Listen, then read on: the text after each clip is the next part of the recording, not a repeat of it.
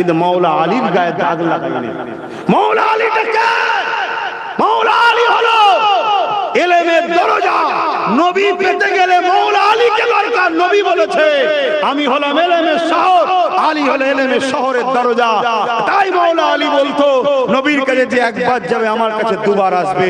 একবার আমার দরজার মধ্যে দিয়ে যাবে, আবার দেখা করে বেরোবার সময় আমার মধ্যে দিয়ে আসবে। জোরে বলুন সুবহানাল্লাহ।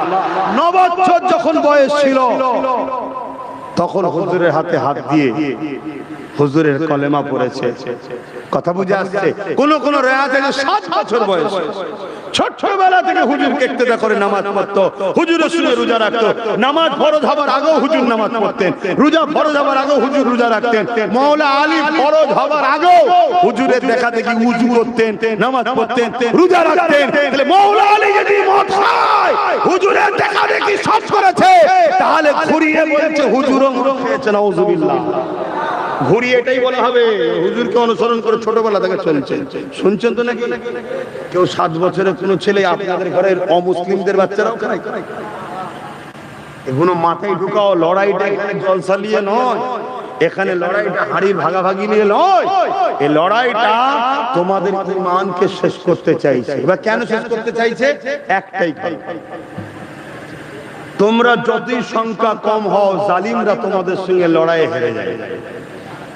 বদরে হেরেছেন, হারেন। এক মঈনুদ্দিন আজমিরির কাছে হেরেছেন, হারেন। মুজাদ্দেদ জামানের কাছে ব্রিটিশ হুকুমত হেরেছেন, হারেন।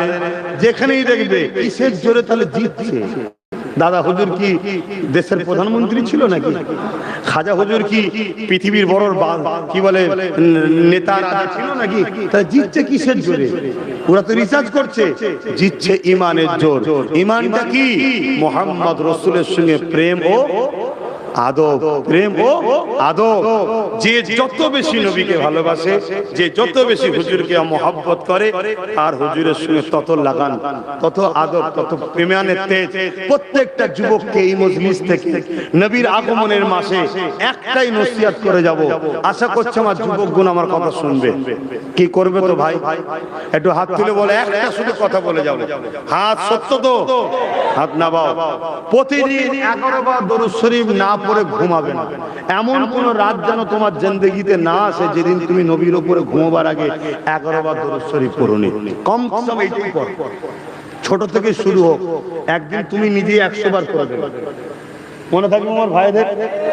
এবার বলবেন নামাজের কথা বললেন না কেন? এখনো জলসা শেষ হয়নি আমার। এত তাড়াতাড়ি গিলছেন কেন? এমন করে যেন মনে হয় ওরা একাই নামাজ পড়ে, আমরা পড়িনি। কি সমস্যা? কিরে তুই ডাক্তার হচ্ছিস তো? মনে হচ্ছিস তো? জ্বালা এসেছিস বাবা, বহুত জ্বালা এখানে। আপনারা সব আমাদের আপন তো, এর জন্য হাসি খুশিতে কথা বলছি। কিন্তু রোজ রাত্রি এরম করে জলসা, রোজ জলসা, রোজ কথা বলতে হচ্ছে।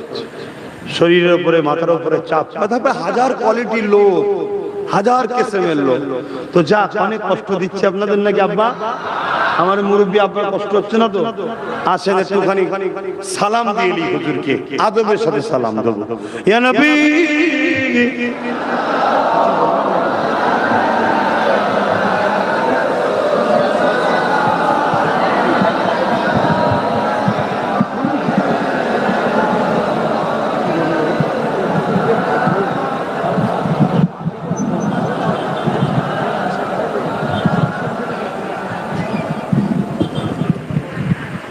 বাপজানেরা, এই যে দাঁড়িয়ে সালাম দিই, কেউ যদি বসে সালাম দেয় তাদের বিরুদ্ধে আমরা নয়।